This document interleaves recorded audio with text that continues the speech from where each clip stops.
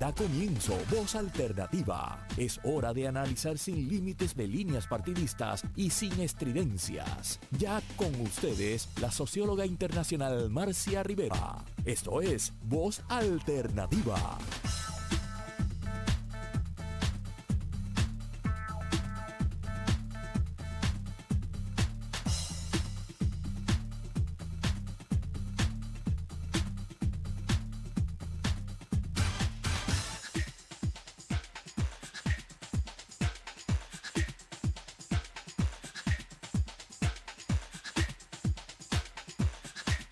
Amigas y amigos, estamos aquí cuadrando este programa porque es un programa internacional. Hoy tenemos un gran placer de tener dos personas extraordinarias que trabajan en México y que han trabajado durante mucho tiempo en los temas que vamos a discutir hoy. Y siempre fiel creyente de que, ¿verdad?, mientras uno amplíe la visión, mejor va a ser el resultado. Entonces, pues los hemos invitado. Una ya está en el estudio virtual y el otro está por entrar. Hoy ustedes, capaz algunos recordarán que en agosto del 2021 estuvimos haciendo un programa de Voz Alternativa que se trataba, ¿verdad?, de temas muy en línea con lo que vamos a estar discutiendo en el día de hoy. Habíamos iniciado una conversación sobre la crisis demográfica en Puerto Rico. Puerto Rico tiene muchas crisis, tiene una crisis fiscal, una crisis económica, una crisis social, una crisis energética, una crisis de medio ambiente. Y una de las crisis más importantes y que pocos ven es la crisis demográfica, ¿verdad?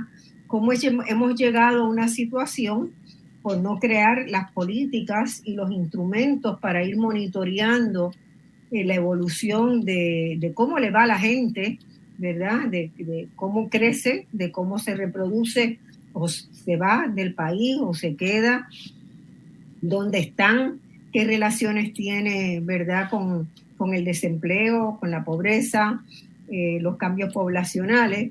Por no haber desarrollado un andamiaje sistemático para estudiarlo, para investigarlo, estamos hoy en un momento muy crítico y estuvimos iniciando aquella conversación en agosto del año pasado. Han pasado de agosto hasta hoy unos cuantos meses y la situación sigue igual o tal vez peor ¿verdad?, por la pandemia, por las situaciones que se han generado con la pandemia.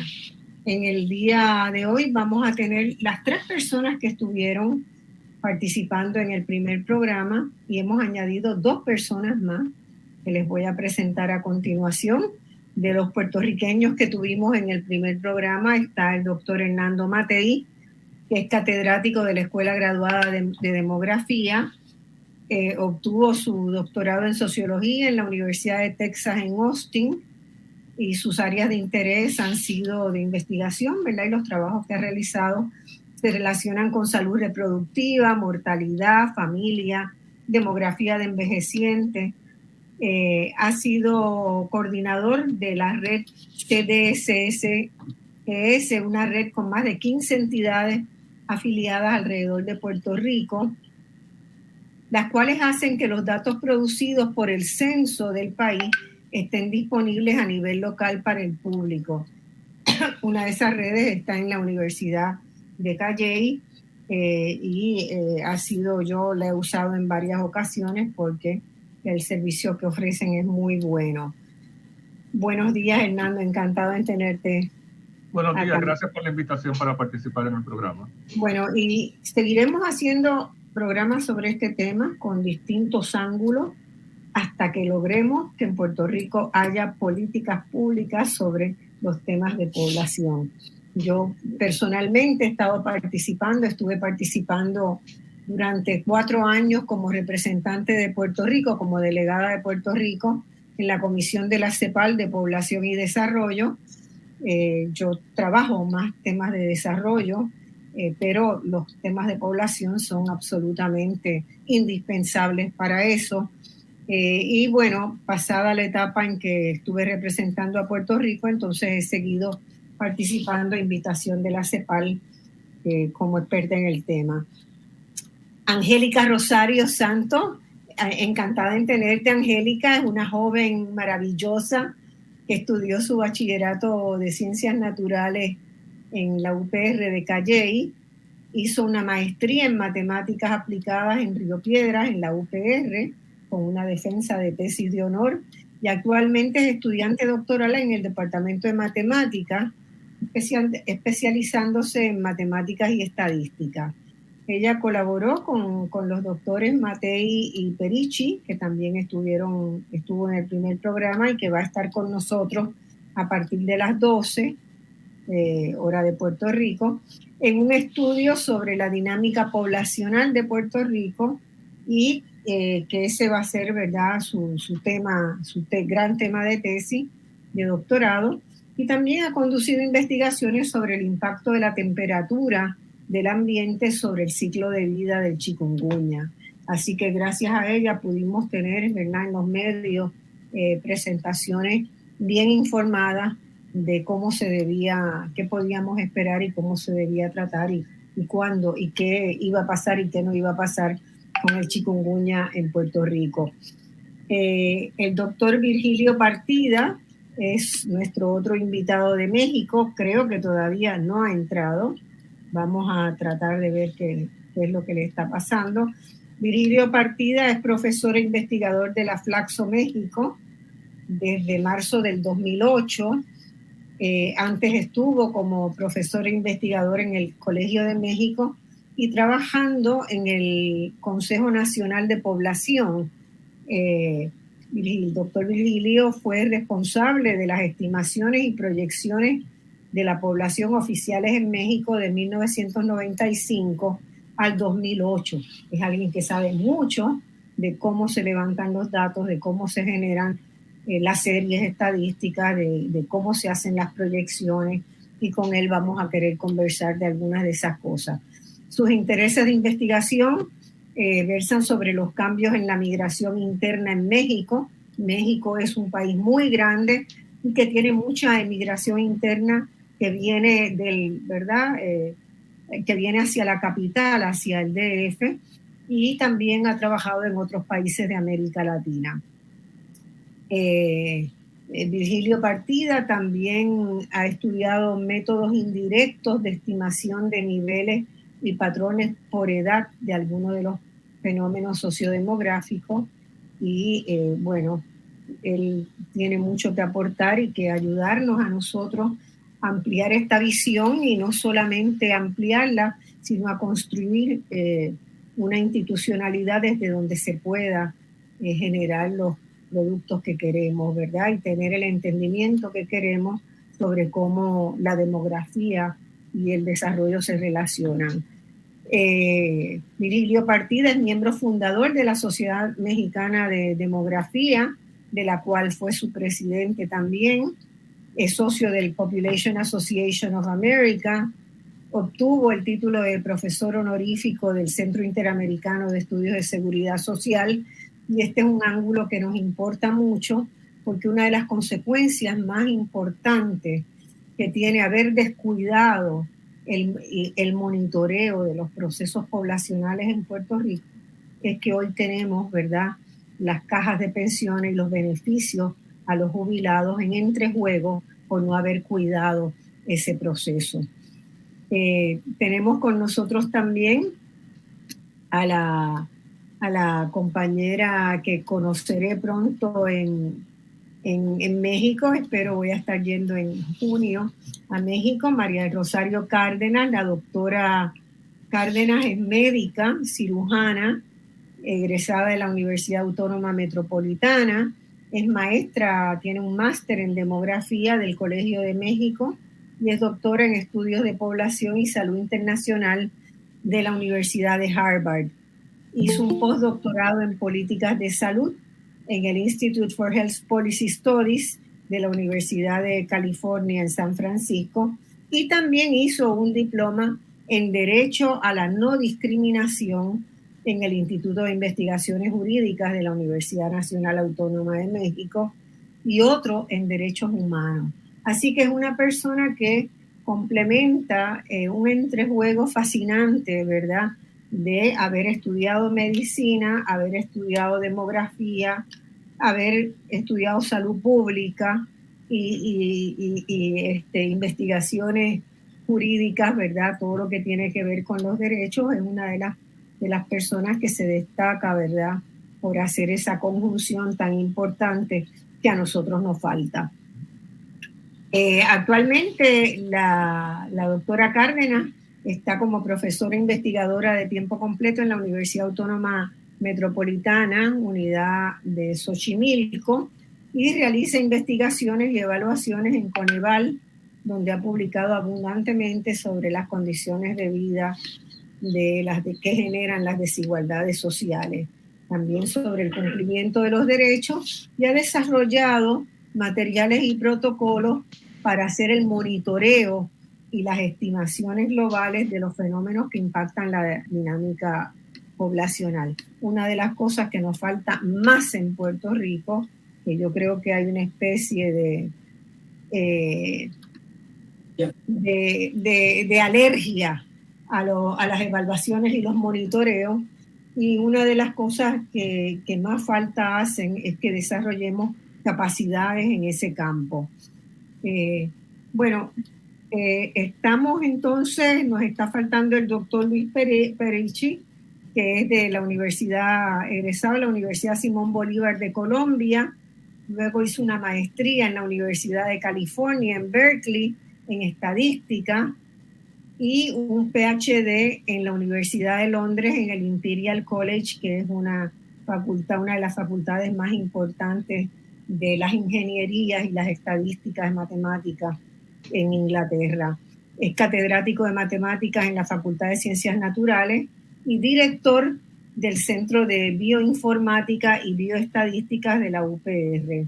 Presidente del capítulo de Puerto Rico de la Sociedad Americana de Estadística, y colabora en estudios, ¿verdad?, muy importantes, por ejemplo, estudios de cáncer con instituciones internacionales. Y eso, según él mismo dice, por considerarlo una de las áreas de desarrollo más interesantes hoy de la ciencia. Bueno, todos están presentados. Hay dos que todavía...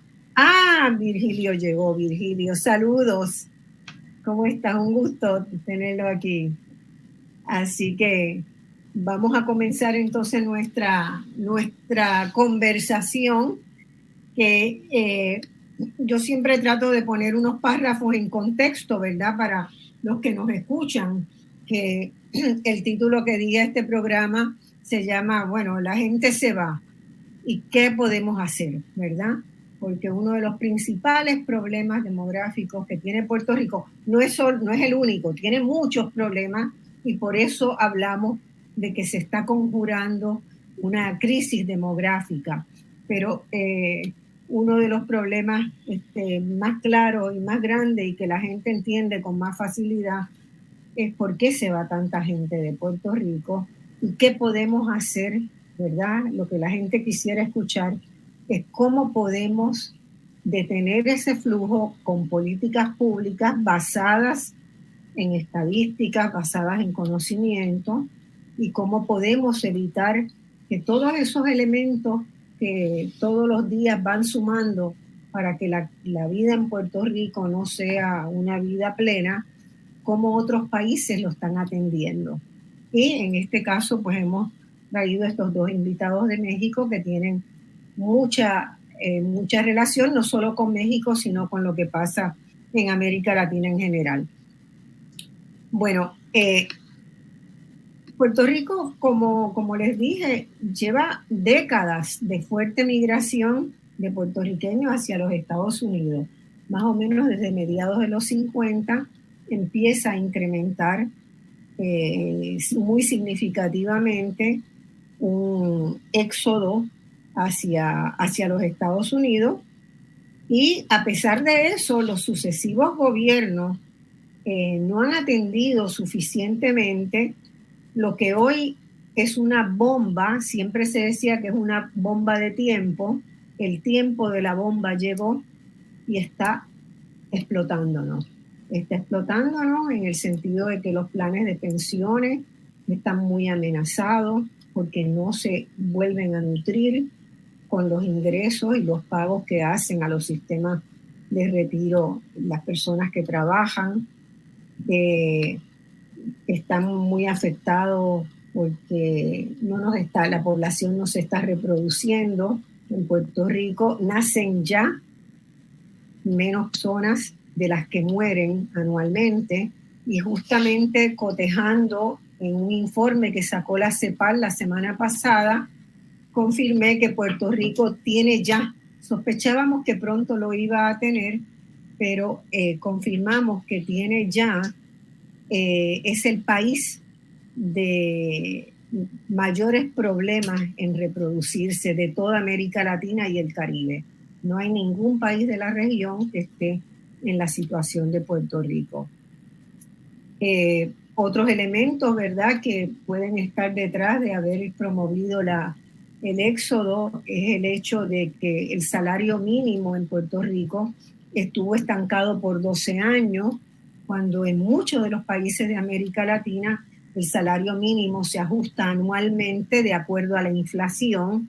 Nosotros ese mecanismo no lo tenemos instaurado y solo esperamos que tenga un leve aumento a partir de este año, porque se legisló una ley que obliga a un incremento de 7.25 a 8.50, que se acaba de aprobar. Tampoco se han instalado los mecanismos para restaurar beneficios laborales que habían sido quitados en la década anterior y que algunos están siendo restaurados por legislación, pero legislación de hace muy poco que todavía no se está instrumentando.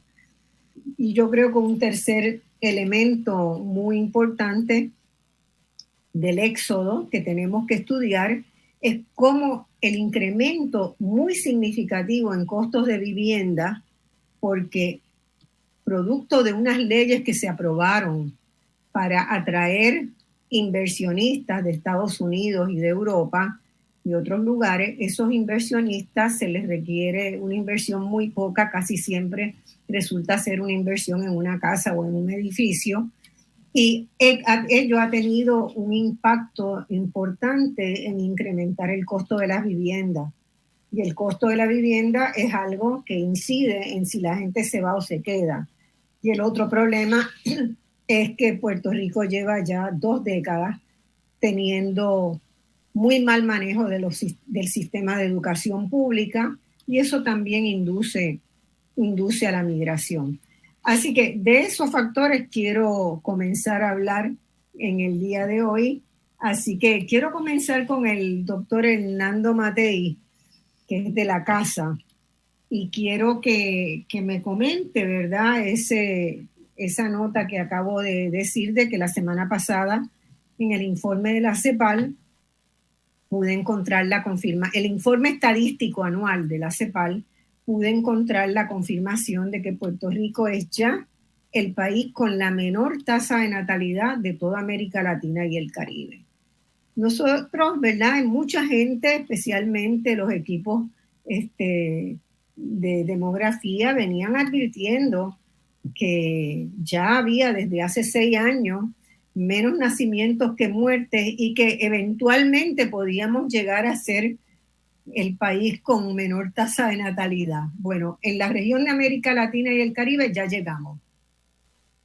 Hernando, y después me gustaría que Virgilio también, el doctor Virgilio Partida, también comentara este dato. Hernando, ¿tienes tu micrófono cerrado ahora? Ok, bueno, gracias. Sí, primero, quería empezar comentando sobre 2 puntos bien importantes que hiciste en la introducción. Estoy de acuerdo de que estamos ante una crisis demográfica. Ahora, crisis demográfica no es algo necesariamente que sea para asustarse, que sea catastrófico, porque crisis es, o sea, básicamente una secuencia de eventos donde a partir de un momento dado las cosas pueden mejorar o empeorar, o sea, es como un punto de inflexión. Y en ese sentido nosotros estamos ante una crisis demográfica porque ya estamos a un punto de que las tendencias futuras son bien preocupantes. O sea, aquí hace ya años que se han hecho proyecciones tanto por el negociado del censo y de Naciones Unidas que coinciden en que para el año del 2050, apenas 30 años, la población de Puerto Rico puede reducirse a cerca de 2.1, 2.2 millones, que representaría casi una reducción del 50% entre el 2000 y el 2050. Y no solamente que es una reducción con todos los impactos sociales, económicos, negativos que eso implica, sino que también que esa reducción en población viene acompañada de un rápido envejecimiento de la población, lo cual presenta unos grandes retos económicos y también para el sistema de salud. Y producto de nuestros éxitos, ¿verdad? Sí, eso es. La prolongación de la vida es un éxito de la medicina y de los sistemas de salud. Y siempre queremos seguir reduciendo la mortalidad, pero eso también, pero lo que pasa es que entonces tenemos que entender las consecuencias de esos procesos para poder atenderlo. Y aquí viene el segundo punto importante que tú mencionaste, es que no tenemos una infraestructura, una tradición de monitorear y atender los cambios demográficos y desarrollar políticas que puedan entonces adaptarse a esa situación.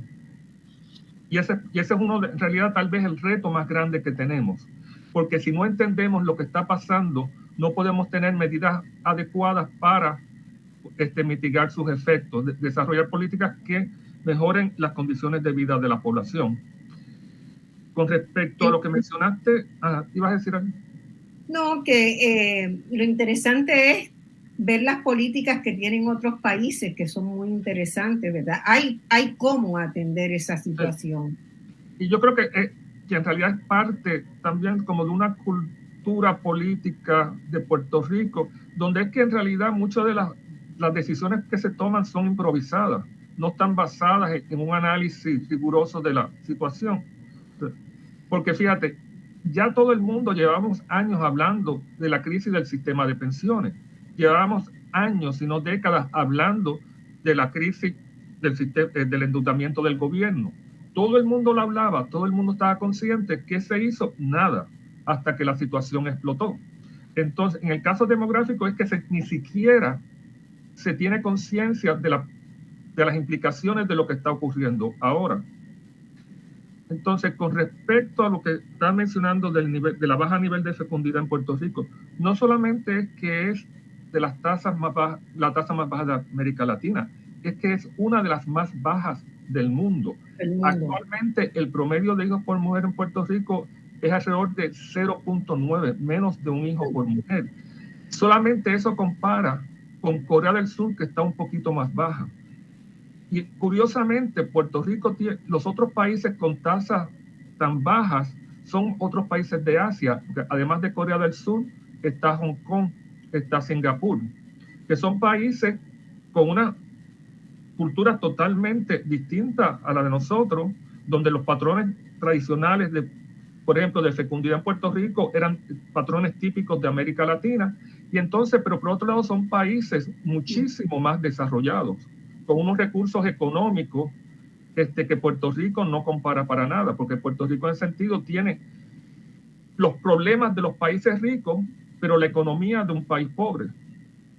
O sea que eso hace todavía en ese sentido la situación más preocupante.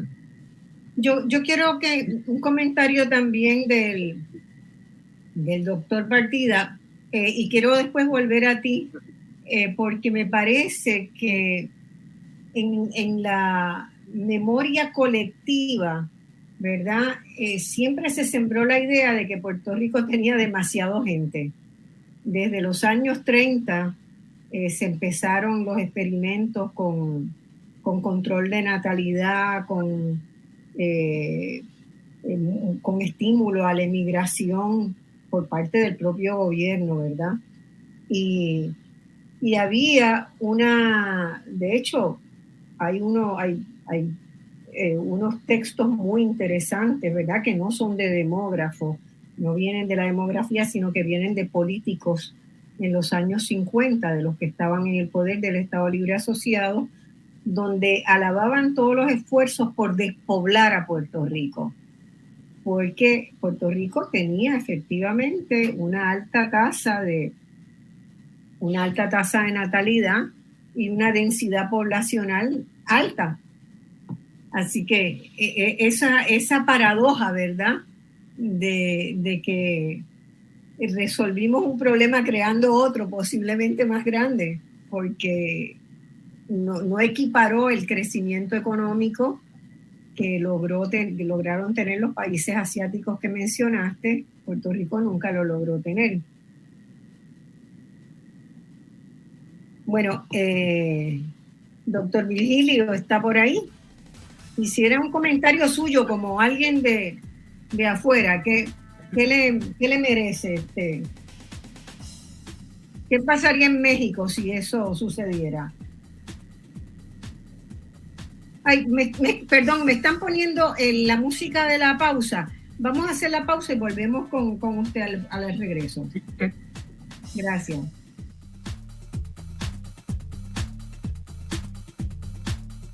Radio Isla 1320, el sentir de Puerto Rico. Síguenos en Instagram. Radio Isla TV. Ya estamos de regreso al análisis de los temas que te interesan. Escuchas Voz Alternativa por Radio Isla 1320. Bueno, mis amigos, hoy estamos ya está, ¿verdad? Sí, en una segunda vuelta a la conversación que iniciamos en agosto del año pasado sobre los problemas que tiene Puerto Rico en el ámbito demográfico. Y el primer programa nos llevó a la conclusión de que tenemos que hacer algo serio y algo rápido. Lamentablemente, en estos 8 meses que han transcurrido, casi 8 meses, eso no ha pasado. No ha habido una sola medida, no ha habido una sola consideración, una sola acción para ir resolviendo el problema tan serio que se planteó. Y las medidas que se han tomado posiblemente lo están todavía exacerbando más. Yo le había pedido al doctor Virgilio Partida que como alguien desde afuera mirara, ¿verdad?, ese dato de que Puerto Rico ya tiene la tasa de natalidad más baja de toda América Latina y del Caribe, y le preguntaba que si ello pasara en México, ¿qué sucedería? Sabiendo las diferencias muy grandes, ¿verdad?, de un país como México, pero Puerto Rico supo tener altas tasas de natalidad y en un periodo relativamente breve las achicó dramáticamente, ¿verdad? Por varias razones, entre ellas una de que la gente se va.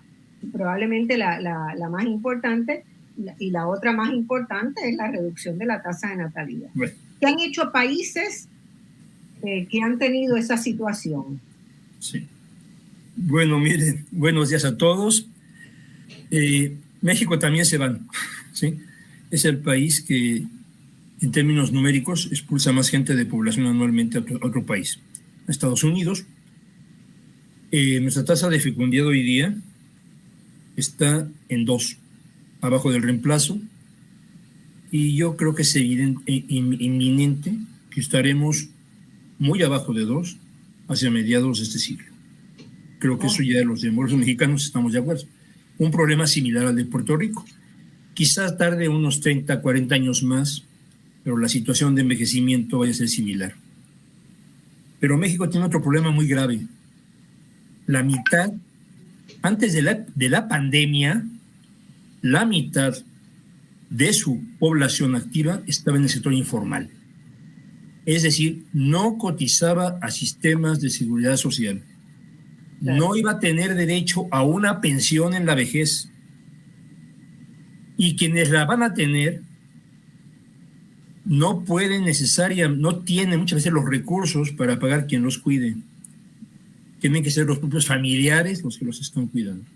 Entonces, la situación de México, con 130 millones de habitantes casi, no es muy distinta a la de Puerto Rico. Y el problema que enfrentamos más fuerte Por un lado, es que la mitad de la población no está cotizando para un sistema de pensiones. Y la segunda es que las pensiones hoy son privadas. Usted cotiza, usted ahorra lo que pueda y ese dinero se lo entrega a una empresa privada y le dice, te va a tocar tanto de pensión, 30% de tu último sueldo, etc. Esa es la situación de México.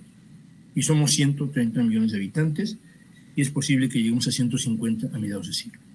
Nuestra situación es parecida a la de Puerto Rico, pero quizás un poquito más adelante en el tiempo. ¿Sí? Pero no creo. O sea, nosotros también tenemos un serio problema con la cotización, ¿verdad? Porque formalmente solamente el 46% de la población participa en la fuerza de trabajo. Quiere decir que la mitad de la población sobrevive vendiendo y comprando cositas por ahí, ¿verdad? En el sector informal. ¿Lícito o no lícito? Exactamente. ¿Lícito o no lícito? Dice México que economía es el intercambio entre dos personas siempre y cuando estén de acuerdo, sea legal o ilegal. Punto. El PIB está metiendo también la ilegalidad. Sí. Yo quería preguntarle a Angélica, que es de una generación más joven que los que estamos acá en... Sí, bastante más joven, yo creo. Bastante más joven en esta generación, en términos generacionales. ¿Cómo está viendo ella la actitud de los jóvenes hacia que... ¿Cómo hacen los jóvenes ese balance de quedarse o no quedarse? Nosotros tenemos mucha facilidad para emigrar. México también tiene facilidad para emigrar. No requiere visa. Tanto, obviamente. Sí, requiere visa y requiere proceso, pero digamos, hay una importante población mexicana en los Estados Unidos ya, así que lo han... Indocumentada. Casi la mitad son indocumentados. Están ilegalmente en Estados Unidos, si quiere llamarse. Claro, y el asunto en Puerto Rico es que de entrada todos están documentados, todos pueden montarse en el avión, es más, ni siquiera necesitan un pasaporte, no necesitan una visa, y las escuelas estadounidenses sin mayor dificultad inscriben a los niños de los puertorriqueños, ¿verdad? Porque tenemos algunos derechos dentro de esta peculiar relación o algunas concesiones, no los llamaría derecho, algunas concesiones se han hecho a lo largo del tiempo. Servicio médico, si usted no tiene una tarjetita de servicio médico, sea privada o sea del Estado, no lo recibe, pero ¿qué elementos evalúan los jóvenes hoy para decidir quedarse en Puerto Rico, Angélica? Yo diría el principal, la paga por lo que tú estudiaste, porque simple y sencillamente al momento de tú buscar un trabajo, tú quieres tener cierta estabilidad. Terminas de estudiar 22, 24, 25 años y te das cuenta que nada más de tomar un avión y irte a otro lugar, pues entonces tu salario puede incrementar y también puedes ayudar a tu familia desde los Estados Unidos. Eso sería una primera opción. En segunda opción estaría el hecho de que cuando tú te vas a estudiar allá, pues tienes más variedad en el sentido de los programas académicos. También eres candidato por ser puertorriqueño, por ser latino, a adquirir otras becas. Entonces, pues ya una vez estás allá, es muy poco probable tal vez que quieras regresar, a menos que te encuentres con una buena oferta de empleo. Entonces, pues, entonces eso influye mucho. Y también quisiera decir que en términos de fecundidad, pues también hay cierta, en los jóvenes, ¿verdad? Hay cierto como que temor o ya no está ese tal vez simplemente el deseo de ser padre. Y ¿verdad? Aunque eso ya pues son más hipótesis, ¿verdad? Eso necesita un estudio más extenso. Pues ni siquiera es tal vez porque no hayan las condiciones económicas o porque, ¿verdad? Son factores que afectan, pero aquí se ve mucho cuando usted habla con jóvenes que simplemente pues no quieren pasar a ser padres. Y pues hace falta un estudio, ¿verdad?, que trate de capturar cuáles son las actitudes de las puertorriqueñas y puertorriqueños al momento de decir si quieren ser padres o no quieren ser padres, y saber más bien qué nos espera, porque no es simplemente poner políticas por poner políticas. También hace falta ver cómo se puede tal vez despertar otra vez ese deseo de ser padre. Bueno. ¿No te parece que yo con algunos jóvenes que he hablado me dicen que ellos no quieren que sus hijos pasen por lo que ellos han tenido que pasar? ¿Verdad? Que el proceso de ruptura familiar, de tener que dejar padres, abuelos, tíos, primos en el país, amistades de mucho tiempo, para ir a empezar de nuevo en otro país, no es algo que es tan fabuloso como parecería, ¿verdad? Como algunas personas tenderían a pensar. Y que además, una vez están allá, se dan cuenta de que la vida tiene un sentido distinto a la vida en Puerto Rico, que toda la fantasía, todo lo que le vendían como en ese imaginario que se había creado de que todo en Estados Unidos era casi perfecto, no es tan perfecto. Y que entonces hay mucho dolor también. Hay mucho dolor que atraviesa la decisión de emigrar, ¿verdad?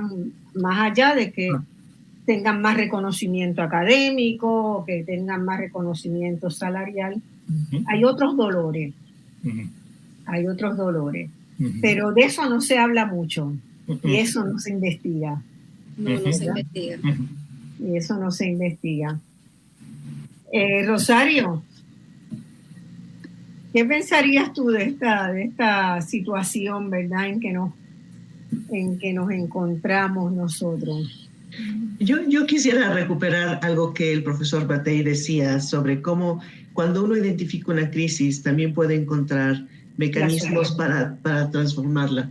Y en el caso concreto de la fecundidad de Puerto Rico, que sí es muy, muy baja, uno tiene que recordar que en los años 50 fue el espacio en el que empezó a implementarse un programa muy fuerte de transformación de la planificación familiar vía las esterilizaciones.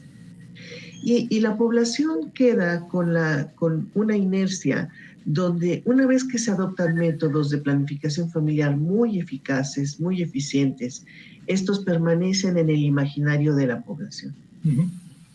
En el transcurrir de las últimas décadas e inclusive siglos, si vemos Europa, la población ha intentado controlar su fecundidad, la ha reducido de manera muy importante, pero también ha habido acciones que logran aumentar la fecundidad.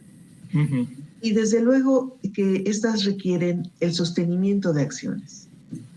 No es algo factible de hacerse cuando se tiene también una crisis económica como la que se comentó en Puerto Rico, porque requiere que se vuelva atractiva la fecundidad.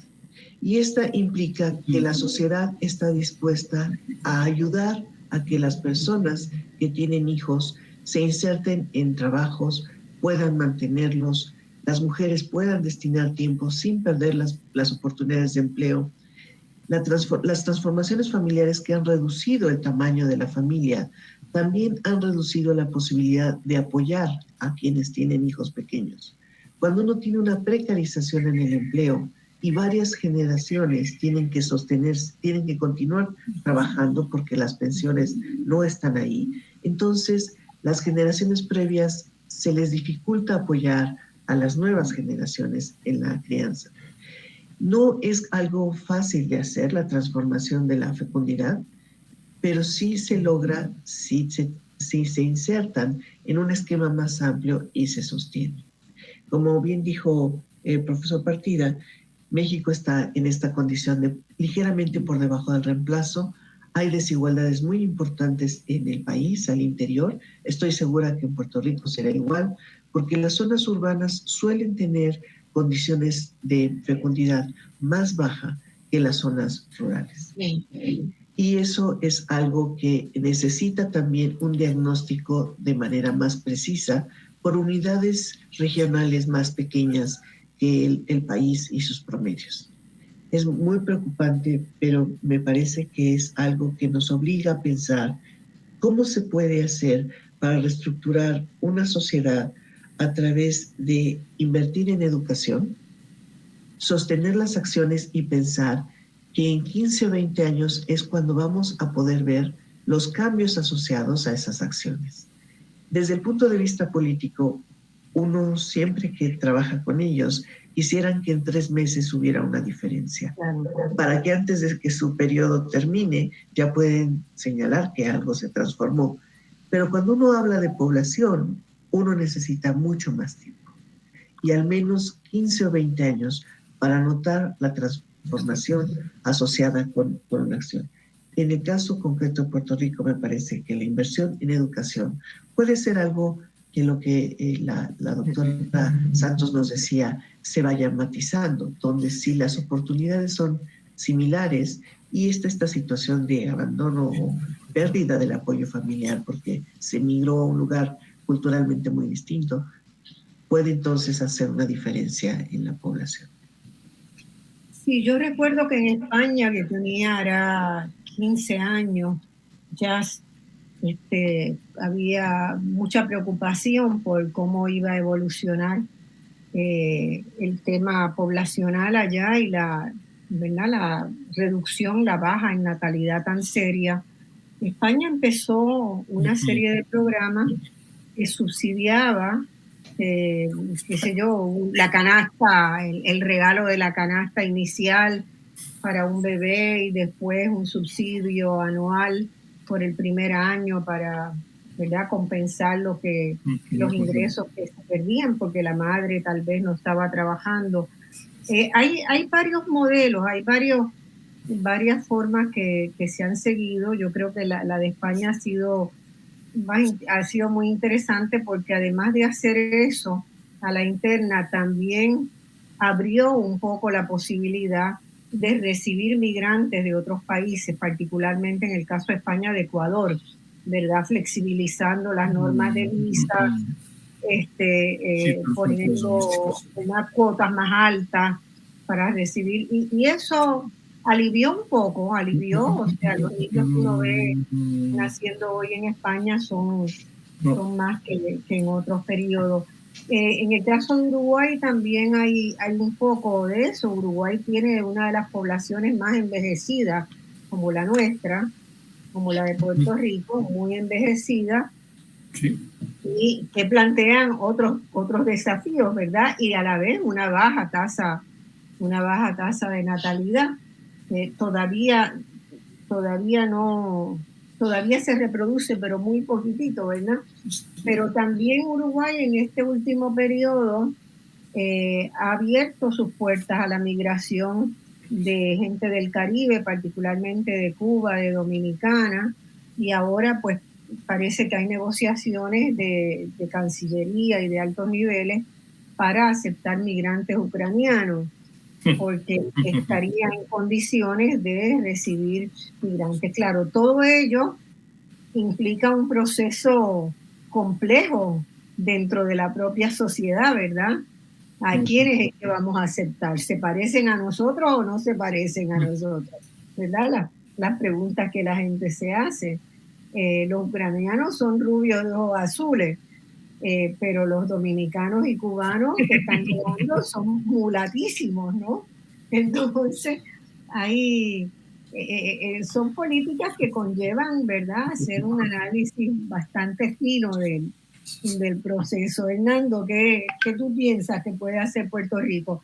Alguna gente ha sugerido, yo creo que con relativamente buen tino, de que Puerto Rico tendría que abrir un programa para recuperar emigrantes de puertorriqueños que se hayan tenido que ir, que hayan sido expulsados por las condiciones, ¿verdad? Tenemos puestos vacantes en las escuelas, en las universidades. Podríamos empezar con los jóvenes puertorriqueños de la diáspora que pudieran regresar a Puerto Rico a estudiar. con costos más bajos, que por ahí podrían venir algunas alternativas de políticas y de programas. Fernando, ¿qué piensa? Sí, obviamente hay que atender el problema de las altas tasas de migración, pero de nuevo tenemos que ver también que Puerto Rico tiene una alta emigración neta negativa, o sea que se van más personas que las que vienen. Pero por otro lado también no debemos perder de vista que la cantidad de personas que regresan de Estados Unidos a Puerto Rico es sustancial. Sí. O sea, así que el problema no es tanto el atraer personas. Podría ser más. Pero tal vez el problema más grande es evitar que se vayan. Y eso va a depender mucho de la situación económica. Claro. Así que en realidad atender el problema de la inmigración implica atender un problema económico. Y ahí viene entonces el problema de los bajos salarios, la falta de empleo. Y entonces también tenemos que darnos cuenta de otra situación que también pasa por debajo del radar. Y es que en Estados Unidos,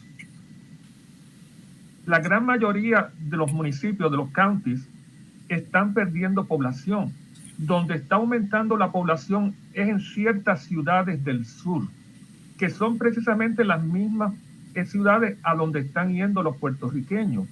Y entonces, eso lo que sugiere es que ya la economía de Puerto Rico está tan integrada con la economía de Estados Unidos que la economía de Puerto Rico se está comportando como una economía regional típica de Estados Unidos. Sí.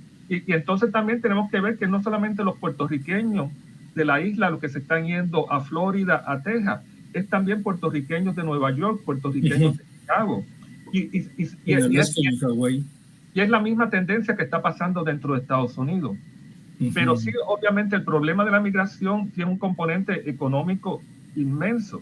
Pero por el otro lado, llevamos ya 15 años en una depresión. Y todo el mundo habla de promover el desarrollo económico de Puerto Rico y que se ha logrado muy poco. Porque ahí también vemos que parte de las dinámicas demográficas que estamos observando son también el resultado de la crisis económica por la que estamos atravesando. Pero sí tenemos que tomar medidas para no solamente atraer población, sino evitar la salida. O sea, retener la población que ya tenemos. Sí, ciertamente, pero eso no da suficiente. Si no, ¿verdad? Y si hubiera que abrir puertas, yo creo que la población puertorriqueña se inclinaría por recibir a los que se han tenido, a los jóvenes, a los nietos, a los hijos o los nietos, ¿verdad? De los que se fueron, porque podría contribuir a ambas cosas, a trabajar y generar trabajo y a utilizar la capacidad ociosa que tenemos hoy día en los espacios sobre todo de educación, ¿verdad? Puerto Rico tiene una capacidad ociosa extraordinaria y necesita usarla para poner en marcha un proceso de desarrollo económico. Pero yo creo que ahí de nuevo se refleja lo que tú mencionaste al principio, de esa falta de un andamiaje para desarrollar políticas, porque la atracción de la población de puertorriqueños que está en Estados Unidos no va a ser algo automático. Hay que identificar cuáles son esos nichos. Y un área bien importante, por ejemplo, puede ser, por ejemplo, las instituciones educativas.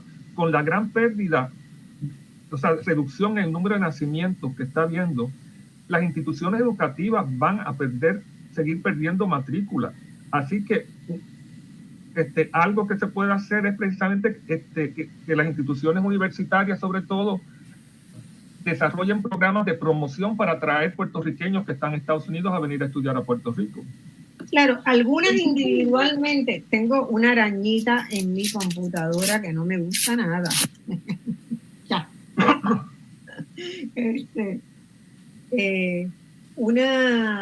Eso es una capacidad realmente ociosa que está ahí y que va a hacer mucho daño. Algunas de las privadas ya están privadamente haciendo esfuerzos para atraer gente, ¿verdad? Pero lo que no hay es una política de Estado, no una política gubernamental que diga, bueno, yo te te doy tales alternativas, ¿verdad? Te apoyo en tales cosas, organizamos presentaciones en Estados Unidos, en las ciudades más importantes, porque la calidad de la educación en Puerto Rico es muy buena, la educación universitaria es excelente y no va a seguir siendo factible cuando tienes instituciones donde prácticamente el 100% de los profesores tienen doctorado en la Universidad de Puerto Rico ya. Entonces, eso es una oferta interesante, ¿verdad? Para empezar por los migrantes. Yo quería, sobre el tema que los dos plantearon, Hernando y Virgilio, ¿verdad? De la institucionalidad. Quería preguntarle a Rosario, que sé que ella ha trabajado y ha visto, ¿verdad?, cómo se maneja la institucionalidad.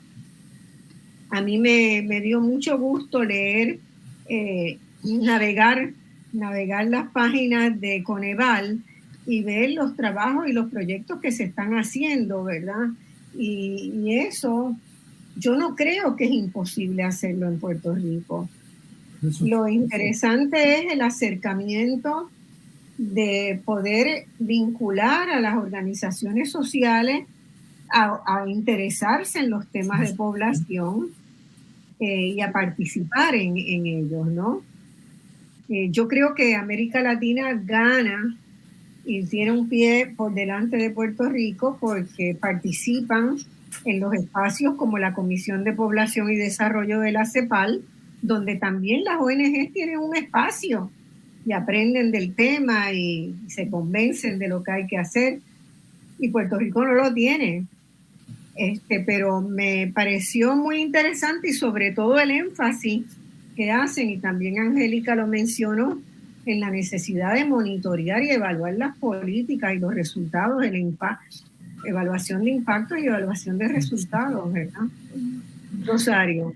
Sí, efectivamente es algo fundamental. Una vez que se identifica cuál es el problema y se diseña una acción, esa acción tiene que ir acompañada en su implementación del monitoreo correspondiente, porque de lo contrario no estamos en condiciones o de adaptarla, modificarla para generar los mayores beneficios en el tiempo más corto, sino tampoco estamos rindiendo cuentas. Coneval es una institución dedicada a evaluar y monitorear la política pública mexicana en términos de desarrollo social. Desarrollo social. Pero ¿es una instancia gubernamental o mixta? Es una instancia que tiene autonomía de gestión, pero forma parte de las instituciones gubernamentales con autonomía que le permite estudiar cuáles son las condiciones en las cuales el gobierno propone la política de desarrollo social, y en la instancia que monitorea y evalúa cómo está transcurriendo y genera insumos para la mejora de la política pública. Y además mide pobreza con una aproximación multidimensional de derechos sociales. El gobierno mexicano, el Congreso en 2004 señaló una serie de elementos de derechos sociales que deben formar parte de pobreza, y que ahora es una aproximación que se utiliza en ODS y que tiene como propósito disminuir las condiciones de pobreza, eliminarlas es el propósito de ODS, y reducir las brechas. Así que Coneval es una instancia que está vinculada al gobierno mexicano en cuanto que tiene erario, hace uso del erario público, pero tiene autonomía técnica y de gestión, y hay seis académicos que participamos como consejeros, y eso es lo que lo hace particular. Toda la aproximación pasa por elementos científicos, de las decisiones sobre todo lo que se lleva a cabo pasan por los elementos que desde la academia se identifican como indispensables para cumplir las atribuciones. Una pregunta, ¿y el Consejo Consultivo Ciudadano para la Política de Población? Explícanos un poquito cómo se relacionan se conforma ese y cómo se relacionan, si se relacionan? No están relacionados. El Consejo Consultivo Ciudadano para la Política de Población está integrado por 21 personas ciudadanas que están cercanos a los temas de población y que acompañan y retroalimentan los trabajos del Consejo Nacional de Población. El Consejo Nacional de Población en México es una instancia que depende de la Secretaría de Gobernación, que es como quien rige la política interna del país, y que tiene a su cargo la definición de la política de población. Es donde el profesor Partida durante muchos años estuvo a cargo de las actividades más importantes. Ese Consejo Consultivo Ciudadano retroalimenta las propuestas que hace CONAPO, las fortalece, las señala algunos elementos que se pueden estar desarrollando, y lo hace de una forma totalmente honorífica en su calidad de ciudadanos preocupados y vinculados con áreas de población. Y el sector académico, a mí me da la sensación de que hay una masa crítica de sector académico importante que puede ayudar a nutrir las investigaciones, las evaluaciones, que es algo que nosotros también necesitamos potenciar más. Lo hemos tenido, ¿verdad? Porque desde los años 60 yo recuerdo al profesor Vázquez Calzada, que era un muy reconocido demógrafo en Puerto Rico y afuera, pero como que esa tradición de investigación, no sé, Hernando nos podría decir un poco más, si fue que se achicó, si no se invisibilizó o qué pasó, pero que uno no la siente tan vital. Por eso cuando salieron estos tres Quijotes aquí, Hernando Matei, Luis Perichi y Angélica, el año pasado, ¿verdad? Proponer hacer un grupo de trabajo me pareció como una idea extraordinaria, que merecía que todo el mundo se apoderara, la hiciera suya y contribuyera a que pudieran tener eso de lo que hablaba Rosario, de que pudieran tener la autonomía necesaria para hacer los señalamientos.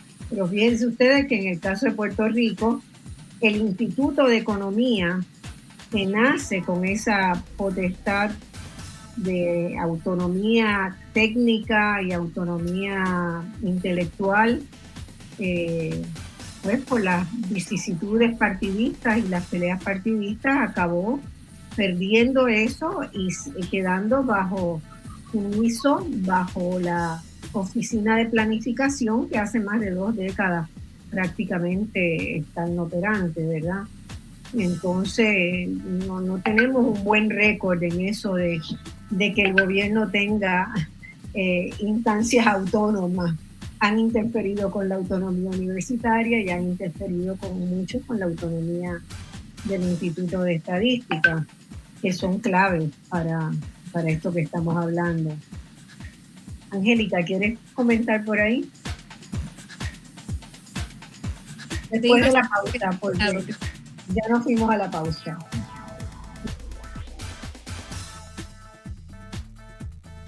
Escuchas Voz Alternativa por Radio Isla 1320.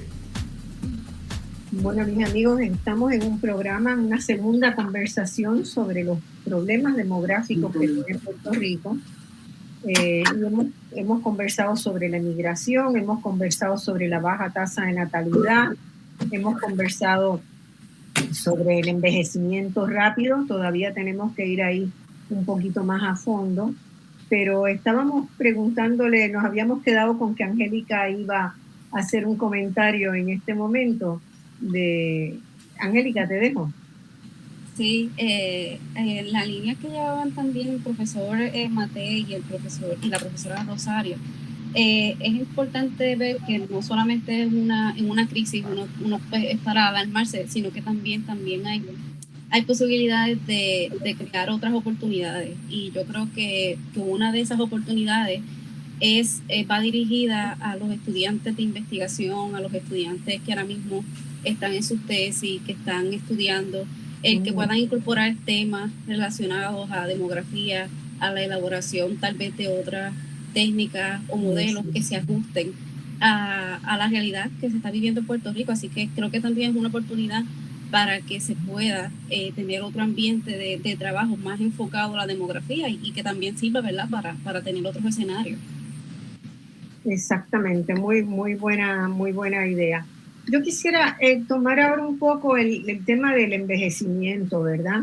Porque sin duda el envejecimiento rápido que hemos encontrado, ¿verdad?, en Puerto Rico, que se ha dado en Puerto Rico, pues tiene que ver con los desarrollos de la ciencia, particularmente en el área de la medicina, la mejora en los sistemas de salud que lleva a mayor longevidad.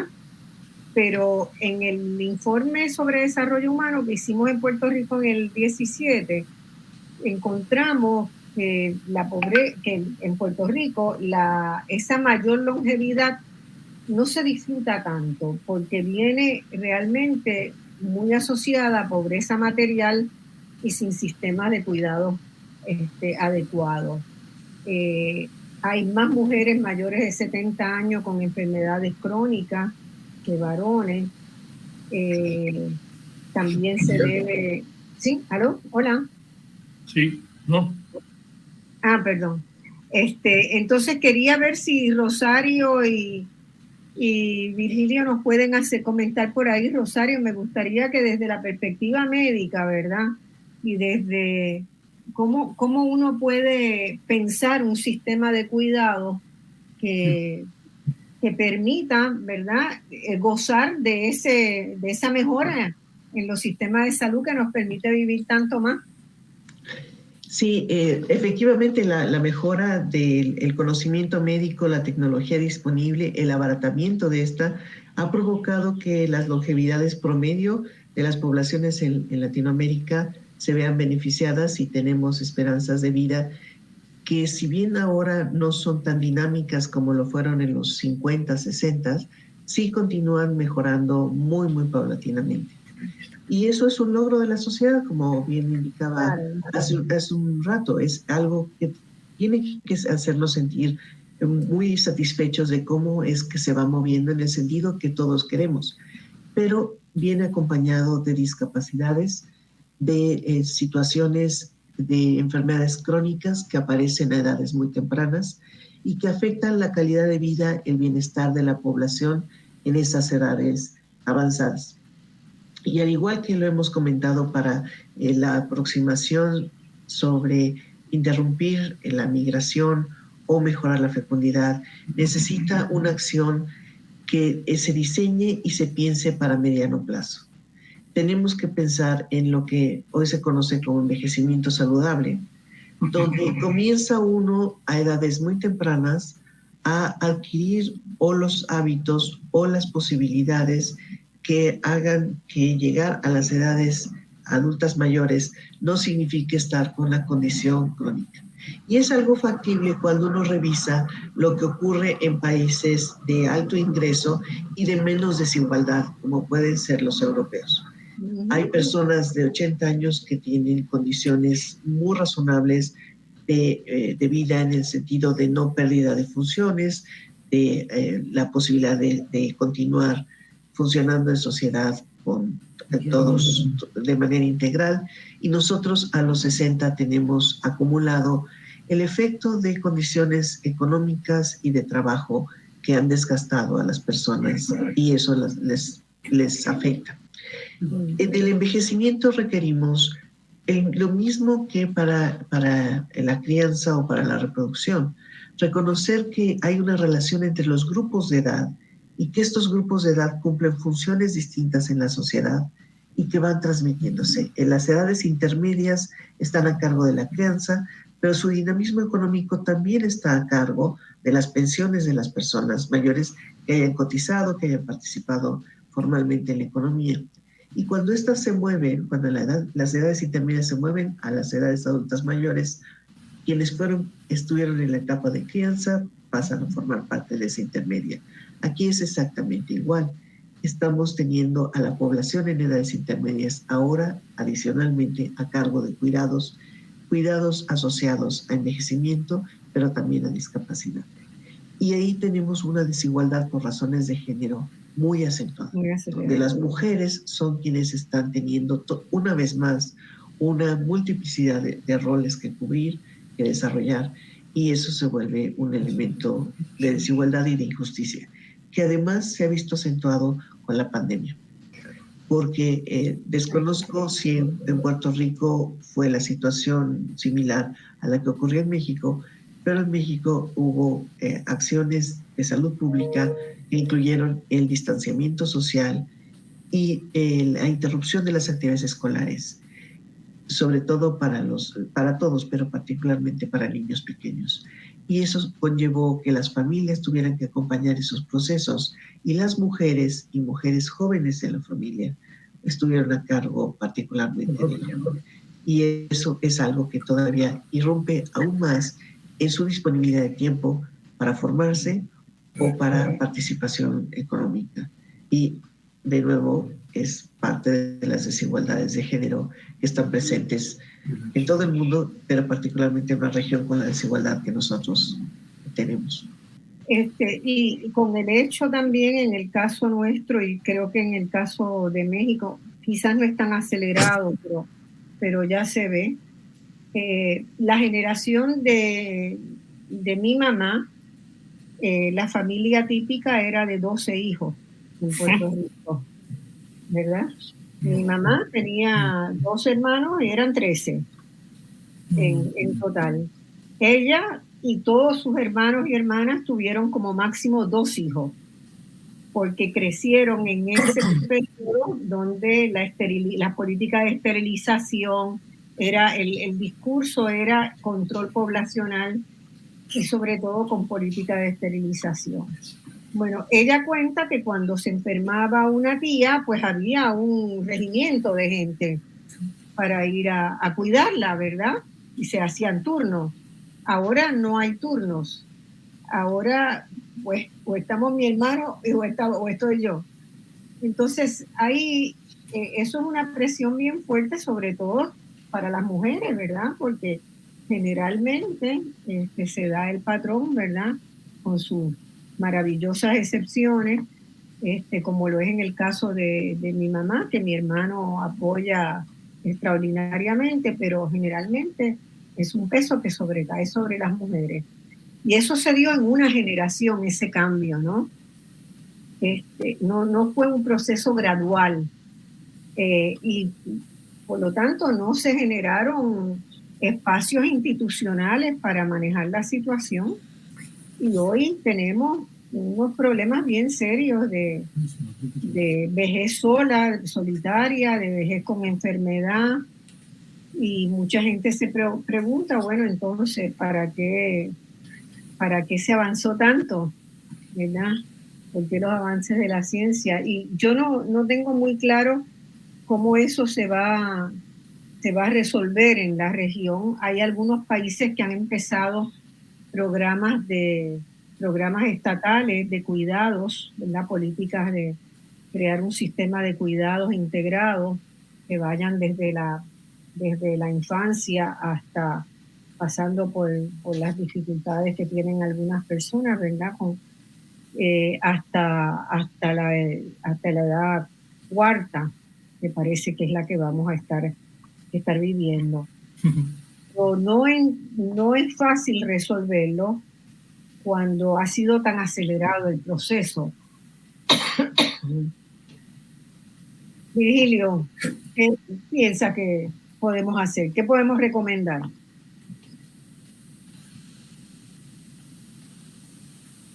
¿Qué podemos recomendar, Virgilio? Y después Hernando. Bueno, mira, yo no soy médico. Viví el caso de mi mamá, que mencionabas. No, fíjate que mi mamá fue una persona muy sana toda su vida, excepto que por ahí de los 56 años le diagnosticaron que estaba teniendo falta de oxigenación en el cerebro. En México se vendía una medicina que estaba prohibida en Estados Unidos, Vincapan. Mi madre pues tomó esto durante 20 y tantos años hasta que le fue diagnosticado Alzheimer. Como decía, me dijo el neurólogo, se le están muriendo los chips. o sea, las neuronas. Y yo, Rosario, con todo respeto, no creo que eso se deba a una forma de vida desde niña a la adultez. Creo que es un problema que se desarrolla igual que la neoplasia o la diabetes, ¿no? El brinco de la esperanza de vida, el gran aumento fue por el desarrollo de las vacunas y de los antibióticos. Se acabó la enfermedad de la niñez y los niños llegaron con vida a edades adultas, ¿no? Y entonces empiezan a aparecer precisamente como principales causas de muerte las crónico-degenerativas. Bueno, eso lo dejo de los médicos, yo no soy médico, soy actuario. Hay un problema.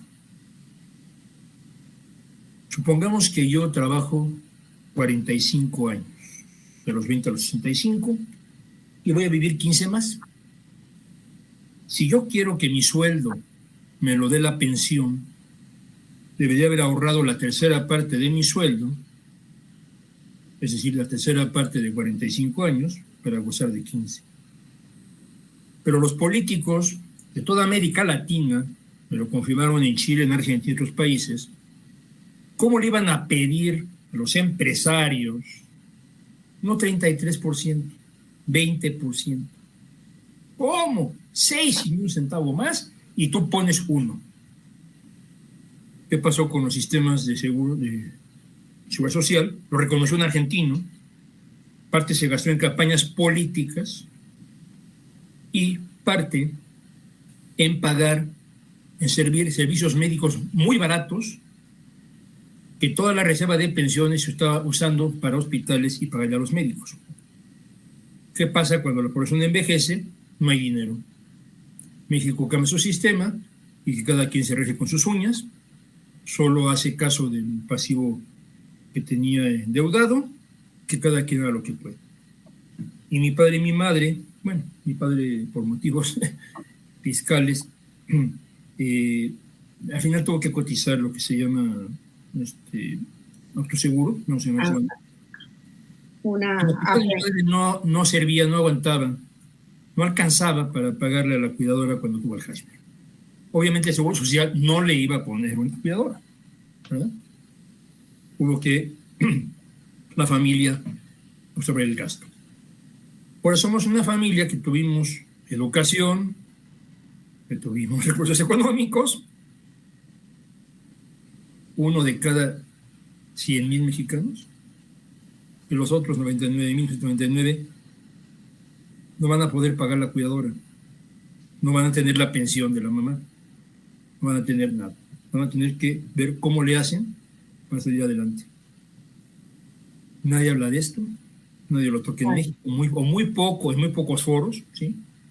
En México las aseguradoras que fundaron las nuevas empresas, porque no pueden manejar ellas las pensiones, pero pues son el mismo empresario, no les importa, ellos es un negocio, y si te alcanza para mantenerte bien y si no, pues a ver cómo le haces, ¿no? Es actualmente la ley mexicana.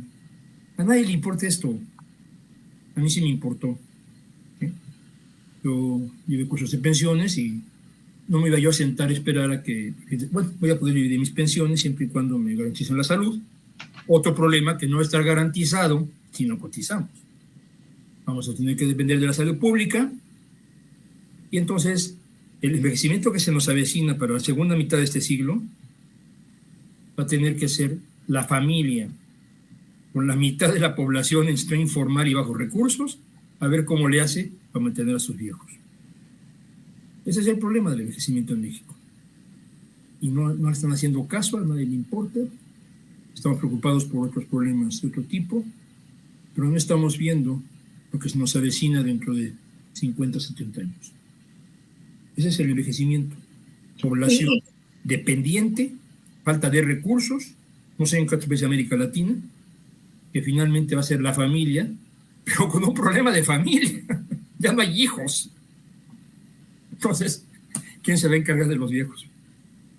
O sea, el problema de diferir, de postergar la edad de reproducción, uno puede entender a los jóvenes, ¿verdad?, en la situación que están en este momento.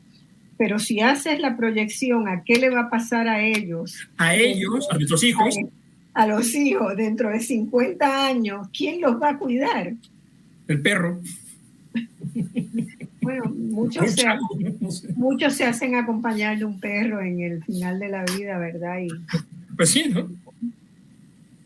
Así es. Hernando, ¿quieres darnos una luz de cuáles son las proyecciones para Puerto Rico que están viendo ustedes en este tema? Sí, pero primero quería comentar algo que mencionó el profesor Partida, que es que parte del problema del envejecimiento y la reducción tan drástica en la fecundidad es que eso es parte, o sea, implica una transformación de la estructura familiar y la relación entre generaciones.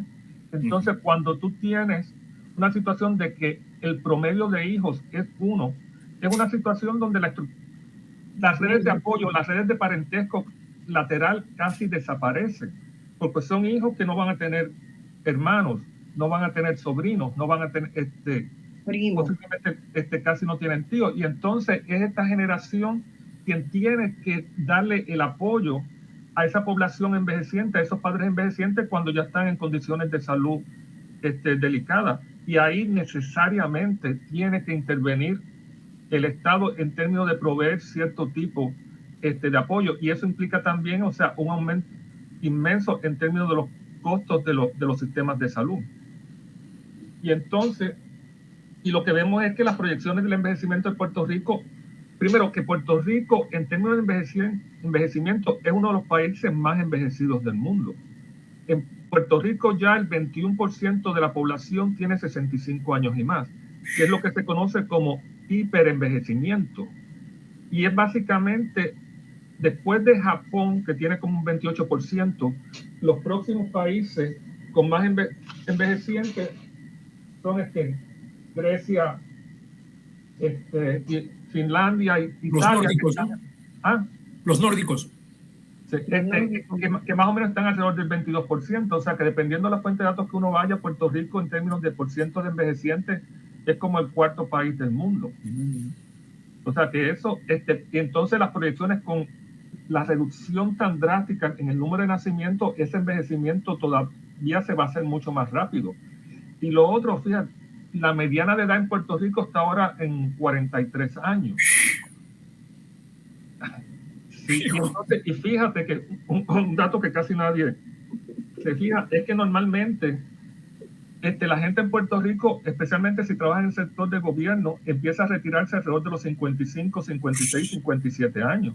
O sea que la mediana de edad se está acercando rápidamente a la edad promedio de retiro. O sea, eso económicamente es... El actuario que nos dice. Se asustó.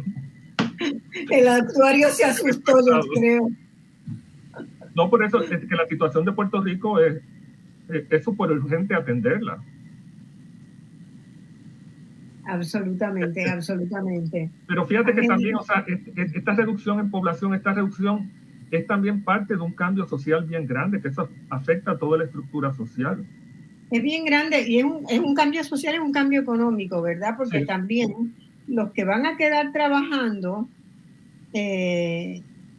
los sistemas de pensiones del gobierno no van a estar más, van a estar los sistemas privados de pensiones, que tú pones lo que tú puedas y lo que tú quieras. Eso no va a ser suficiente para sostener los pagos de pensiones a los que la población está acostumbrada, ¿verdad? De que ganan un % bastante alto de lo que era su salario original por mucho tiempo. Eso no va a ser así más. Eso no va a ser así más. Entonces tiene reducción del tamaño de la familia, tasa de natalidad liquidada. Pues, ¿qué te queda? Y ese cálculo lo tienen que estar haciendo también los jóvenes. Te queda el aeropuerto. Sí, y lo otro también, que esto implica que va a ser un Puerto Rico, una sociedad totalmente distinta a la que conocemos ahora.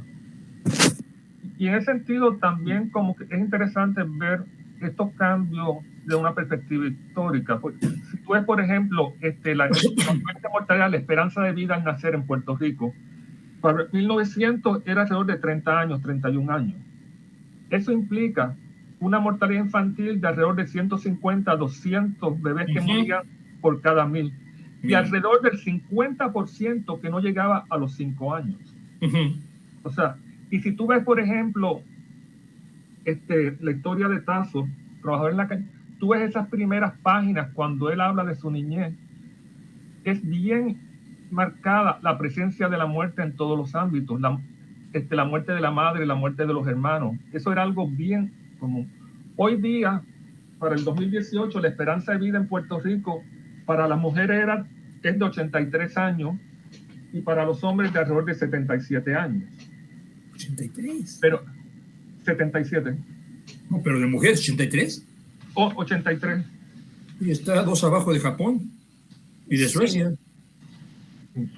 Entonces, pero por el otro lado, para los hombres la esperanza era de 76.1. No, sí, es más baja. Pero entonces, eso implica que, la mortalidad infantil está ahora alrededor de 7 nacimientos por cada 1000 nacimientos. Pero entonces, la probabilidad de una mujer llegar a los 65 años es el 90% con esos niveles de mortalidad. Y la probabilidad de llegar a los 85 es el 57%. En el caso de los hombres, la probabilidad de llegar a los 65 es 77%. Así que nada más que con los niveles de eso implica una transformación total de la sociedad. Antes, el 50% de los nacimientos no llegaba a los 5 años. Hoy, la mitad pasa de los 85 años. Ese es un mundo totalmente distinto, una sociedad totalmente distinta. Pero entonces lo que vemos es que eso es bajo una situación de que esas personas que van a llegar, una gran cantidad, o no van a tener hijos o tienen un hijo. O sea, que esas redes de apoyo desaparecen. Y eso es algo que ya está anunciado. Ya eso no es si va a pasar, es cuándo va a pasar. Así que tenemos que empezar a tomar medidas para atender esa situación de lo que Rosario mencionó, del envejecimiento saludable, y atender esa población que va a desarrollar condiciones serias de salud. Imagínate la cantidad de encamados que va a haber de aquí a 40 años. Bueno, ahí una de las cosas, por lo menos en algunos grupos en que yo se ha estado discutiendo, es cambiar un poco la perspectiva de la familia a la comunidad. Como la familia no vamos a tener familias, ¿verdad? Porque no se está reproduciendo la población. Entonces tendríamos que pensar muchas más políticas a nivel de la comunidad y de tomar las iniciativas de custodios de salud comunitaria, servicios de apoyo comunitario a nivel de la comunidad, donde haya alianza, ¿verdad?, entre el gobierno y las comunidades para hacer viables algunas políticas. Porque con un gobierno neoliberal que busca el lucro, con un sistema de salud totalmente neoliberal, con un sistema de pensiones privado, no hay manera de que la gente pueda sobrevivir. Entonces ahí cobra una gran importancia, ¿verdad?, el trabajo que se pueda encaminar en el ámbito de las comunidades. En el ámbito de las comunidades. Ya estamos para ir a una pausa, así que vamos a la pausa y volvemos al último segmento. Perichi parece que no ha podido terminar su compromiso, lo excusamos si no ha podido, ¿verdad?, todas las dificultades demográficas que tiene Puerto Rico. El último tema que hemos estado tratando está relacionado con el envejecimiento de nuestra población. Y yo quería traer un caso adicional que tiene que ver con la reducción y el envejecimiento de la fuerza obrera agrícola, ¿verdad? Según el censo agrícola del 2020, la edad promedio de los agricultores en Puerto Rico es de 60.6 años. Y únicamente el 4% de los operadores de fincas tienen menos de 35 años. ¿Qué quiere decir eso? Quiere decir que tenemos además, por la particular, ¿verdad?, por no haber monitoreado a lo largo de todas estas décadas los cambios poblacionales, nosotros tenemos un serio riesgo de seguridad alimentaria. porque si no hay quien trabaje la tierra, no hay comida.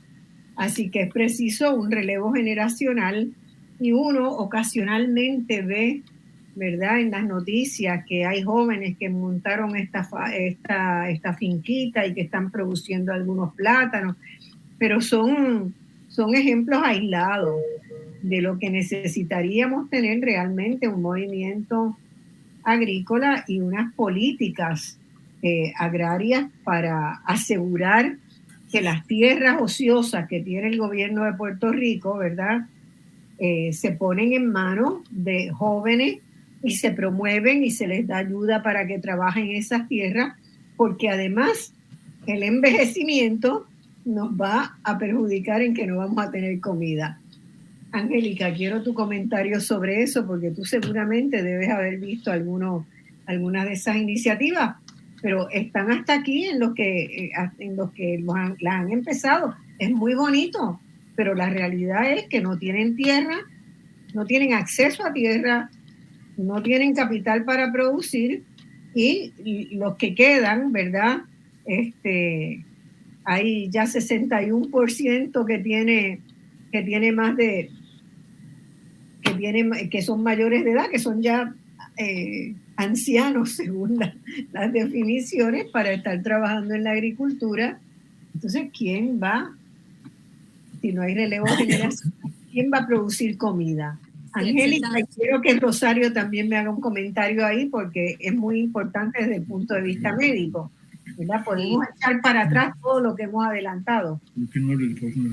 Sí, ciertamente el problema de la capacidad que tenemos en términos de personas trabajando la tierra, pues es bien preocupante. Yo personalmente tengo un amigo que hizo, ¿verdad?, su bachillerato en agronomía, y también está empezando su negocio, ¿verdad?, su finquita, pero son casos aislados, y yo creo que para esto es bien necesario dejar de tal vez ponerle de marginar las personas que trabajan la tierra, porque muchas veces este trabajo tiende a ser como ya nos hemos industrializado tanto, que muchas veces que un joven te diga voy a trabajar la tierra, voy a trabajar la finca, voy a hacer este tipo de trabajo, muchas veces tiende como que a verse de forma errónea y a juzgarse, y yo creo que es importante ese trabajo que realizan los jóvenes, fomentar los estudios también en agronomía, y sobre todo hacernos conscientes que un país que no produce es un país que a la larga, dado las guerras como las que estamos viendo, pues el hecho de que esa comida empiece a llegar o podamos tener pues alguna salida en una emergencia, pues se ven reducidas esas posibilidades. Así que yo creo que es importante empezar a fomentar que es digno, que es un trabajo necesario, y también que hay que fomentarlo. Rosario, nos quedamos sin comida además por esta por la mala praxis del manejo de todo el tema poblacional.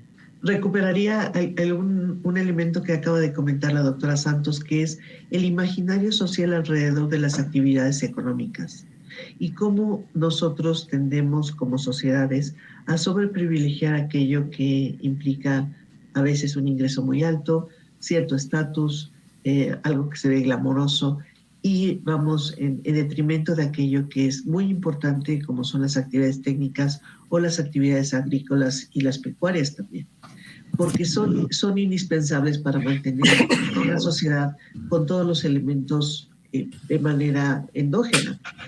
Si no, la dependencia que se señalaba sobre la seguridad alimentaria está ahí.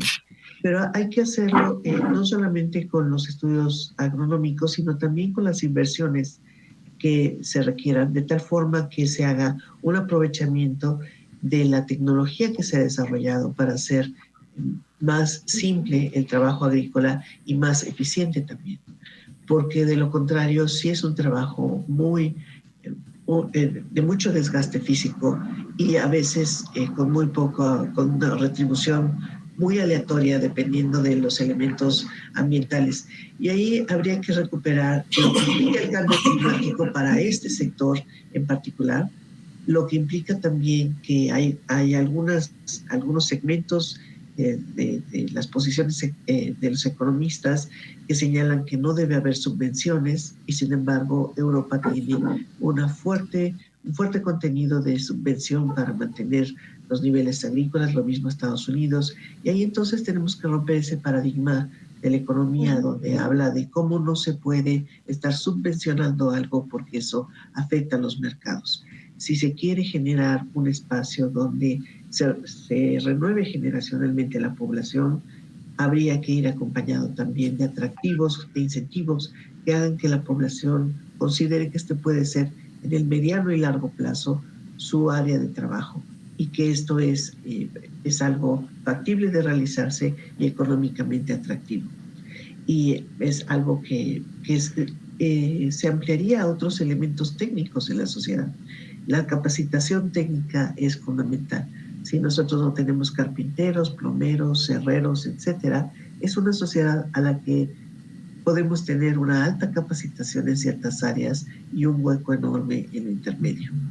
Y si algo nos deja esta conversación es ese sentido de cómo nos relacionamos unos con otros, sea a través de las comunidades y si ese va a ser el mecanismo que podamos emplear para apoyar a las poblaciones que requieren cuidados particulares, como algo que hoy ayudo porque mañana alguien me va a tener que ayudar frente al cambio de tamaños de familia, frente a las transformaciones sociales que han ido acompañando.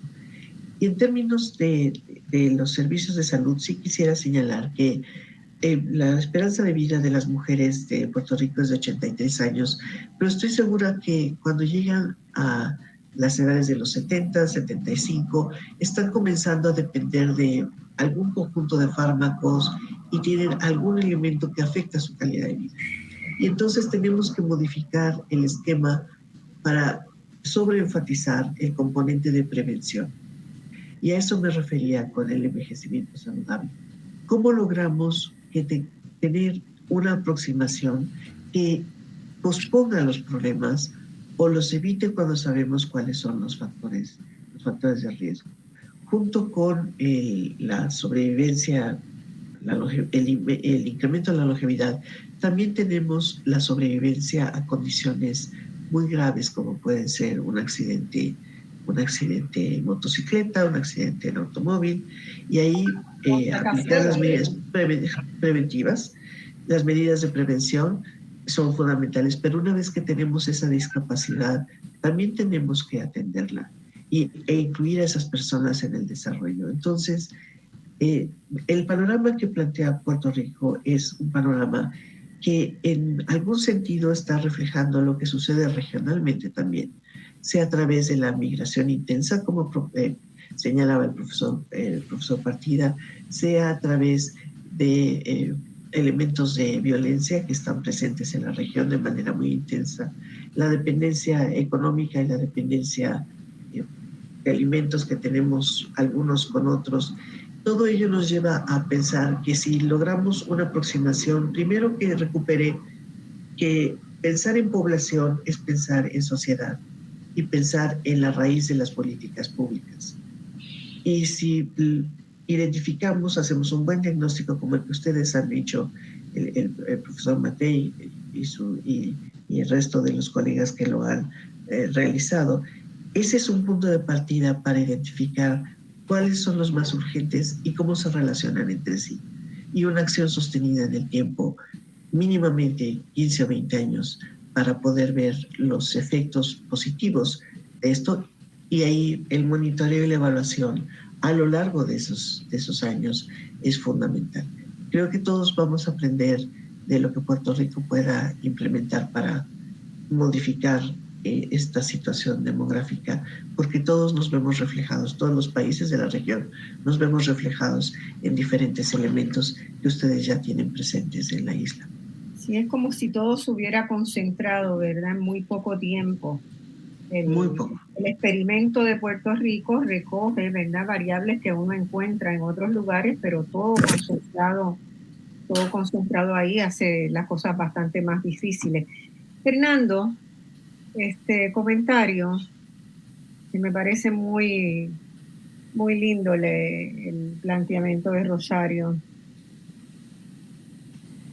Sí, no, totalmente de acuerdo. O sea, lo que tenemos que entender es que el futuro no va a ser más de lo mismo. El futuro que nos espera va a ser un Puerto Rico bien distinto. Y entonces empezar a adaptarnos, empezar a prepararnos para esos cambios. Pero bien distinto en el sentido no de las promesas que te hacen de la fantasía, sino de mucha más precariedad y de mucha más vulnerabilidad. Sí, totalmente. Acá en Puerto Rico hemos descubierto muchas nuevas formas de vulnerabilidad que ni las imaginábamos que podíamos llegar a tener, ¿verdad? Y sí, hoy son una realidad. Entonces, aquello que se vendió como el milagro de Puerto Rico, el modelo de desarrollo para el mundo, ha demostrado ser una gran falacia. Y es una falacia que hoy hay muchas trampas, muchos lugares por donde si uno asoma el pie te vas a caer, y si asomas por el otro lado también. Tenemos que ser muy creativos en cómo generar una estrategia multidimensional, porque los problemas así son multidimensionales, y que sea integral, que sea inclusiva. Tiene muchos requisitos que cumplir, que tenga sinergia entre sí, que un mismo esfuerzo de política pueda tocar distintos ámbitos, porque de otra manera no podremos salir. Angélica. Completamente de acuerdo, la verdad no mucho más que añadir. Es un placer haber compartido con Rosario y con Virgilio Partida. Definitivamente hay que tomar acción, y yo diría que lo más importante no es preocuparse, sino empezar a ocuparse, y la situación pues amerita empezar a crear programas, y sobre todo a empezar a dialogar el tema con más libertad y a informar a la gente sobre lo que nos espera, hacer conciencia, yo diría. Muy bien. ¿Alguna otra cosa que querramos apuntar? Yo todavía me quedo con un problema. De todos estos que hemos mencionado, me quedo con un problema que se ha vuelto cultural, de fobia a las evaluaciones en Puerto Rico. Una especie de repulsión de entrada. Las evaluaciones han pasado a ser formularios que uno llena para suplir requisitos de algún fondo que ha recibido, pero realmente todavía no se ha entendido que la evaluación es un extraordinario mecanismo. El monitoreo y la evaluación son extraordinarios mecanismos para saber si vamos bien, y no esperar, ¿verdad?, al final del camino para decir, aquello no funcionó. Y yo sí esa exhortación quisiera hacerla en todos los programas que se hagan. Todo es sujeto de monitoreo y de evaluación, y hay distintos tipos de evaluaciones, ¿verdad? Las evaluaciones de progreso, las evaluaciones de impacto, las evaluaciones de resultados, cada una de ellas son distintas y tienen distintos objetivos. Ahí la profesora Rosario puede dar más que cátedra, pero yo sí siento que en comparación con otros países donde la gente ha llegado a entender que la evaluación es parte del proceso de crecimiento, ¿verdad? Y de llegar a las metas que nos forjamos. Y en Puerto Rico todavía veo mucho repelillo con eso. Así que haría esa invitación. No sé si hay alguna pregunta del público en el control. Les pido que por favor me mande mensajito para que si había me la mandaran, me dijeran por el WhatsApp. Rosario, las evaluaciones, ¿verdad que son riquísimas? Son indispensables, primero porque son el insumo que le permite a quien opera un programa o una acción de gobierno mejorarla. Pero necesita estar inserto en una cultura de evaluación, donde no sea punitivo, sino se vea como algo que va a enriquecer los ejercicios. Siempre hay formas de hacerlo mejor, y todos necesitamos saber cuáles serían esos elementos a añadir. Pero el otro punto, que es igualmente importante, es el derecho de la población a la información. Y la evaluación es un elemento de rendición de cuentas. Y esa rendición de cuentas hace a los gobiernos mejores, los hace más eficientes, y a la población la hace demandar mejores servicios, mejores acciones. Hay que recordar que toda acción de gobierno está sostenida en erario, y eso significa dinero de todos los contribuyentes. Aún aquellos que están en la economía informal están contribuyendo de alguna manera a ese dinero que va a estar financiando las acciones como programas y las evaluaciones también. Y eso hace entonces a todos los coloca en mejores posiciones de saber qué hay que continuar haciendo. Y el otro punto que es muy importante, y es un ejercicio similar al que nos ha convocado aquí, es recuperar las buenas prácticas donde quiera que estén. Exacto. Porque no tenemos por qué repetir los errores, por quedarnos con una perspectiva al interior. Y en la región tenemos mucha riqueza de acciones.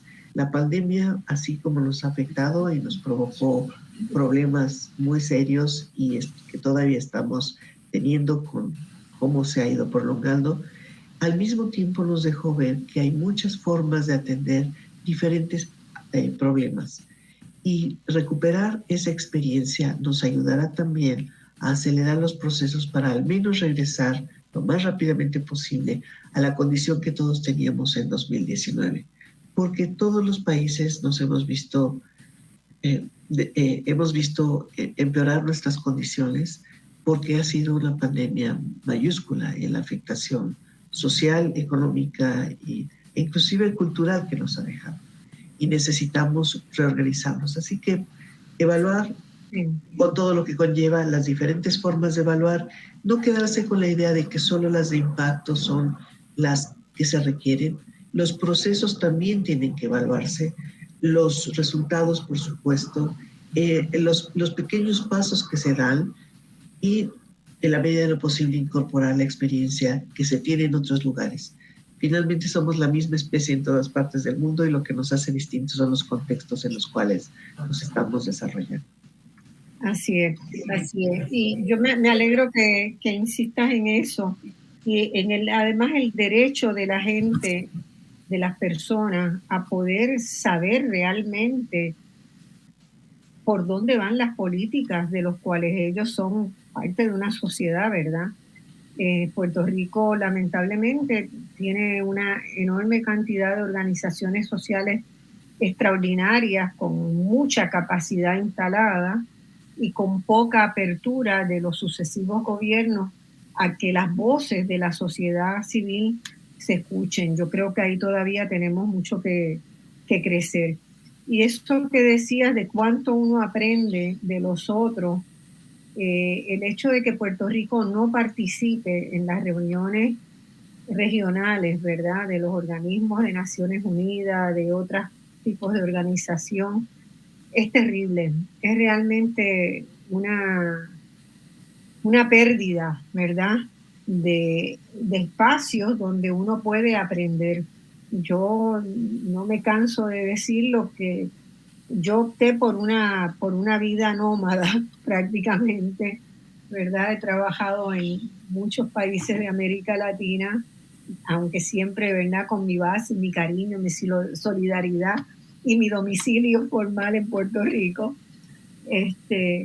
Pero la experiencia de participar con pares en cualquiera de las reuniones de las comisiones de la CEPAL, por ejemplo, es un extraordinario crecimiento individual y colectivo. Entonces yo creo que tenemos que insistir en que Puerto Rico, que tiene derecho, que ganó el derecho de estar como asociado en esos espacios, que los gobiernos que están ejerciendo los reconozcan y que la ciudadanía los demande estar allí, ¿verdad? Porque es un proceso muy, muy extraordinario Y la otra cosa que quería terminar diciendo es que a veces hay espacios de evaluaciones que no recordamos, pero nosotros tenemos también la posibilidad de exigirle a nuestros legisladores que se hagan evaluaciones de las leyes que han aprobado, ¿verdad? Y que están, a ver si se están cumpliendo. Y eso es algo que nos podría dar mucha luz. Por ejemplo, yo he conversado con la licenciada Naíma Rivera Lacén sobre la ley que se aprobó en Puerto Rico hace 12 años, que es una ley de reto demográfico. No es una buena ley, una ley muy que no pone, ¿verdad?, metas claras, objetivos claros, es muy difuso. Es como para, Hernando se ríe, ¿verdad? Bueno, sí, es una ley medio aguada lo que salió ahí. Igual que la mexicana. ¿Ah? Igual que la mexicana. Es igualito que lo que pasa en México, ¿verdad? Pero es un instrumento. Y yo le decía, mira, desde las comisiones que ustedes están en el Senado de Puerto Rico, ¿verdad? Hay que hacer estas cosas. Ella inmediatamente se comprometió a que iba a trabajar en el seguimiento de la ley de reforma laboral que se aprobó y que todavía no se instrumenta, pero que reintegra algunos de los beneficios que se recortaron y que hoy son la base de que la gente se siga yendo, porque si no hay buenas condiciones laborales, no hay posibilidad de estadía. Bueno, ella se comprometió a escuchar el programa, siempre ha sido colaboradora del programa, y a tomar ese desafío de ir, ¿verdad?, de pedir este informe sobre las cosas que están pendientes. Y pues si no hay evaluación formal desde el organismo que se crea, ni hay demanda de la ciudadanía porque no saben ni que existen, pues que la legislatura pueda contribuir a eso. Así que bueno, yo les agradezco inmensamente esta conversación, Virgilio y Rosario. Espero verlos en México en junio. Será un placer conocerlos personalmente. Va a estar muy linda la asamblea y la conferencia de Claxo. Tiene varios paneles también sobre estos temas. Así que espero verlos por allá. Hernando y Angélica, despidamos el programa. Pues muchas gracias por la invitación. Espero que podamos continuar esta conversación. Muchas gracias. La iremos enriqueciendo. Un abrazo y muchas gracias a los que nos escuchan con mucha atención todas las semanas.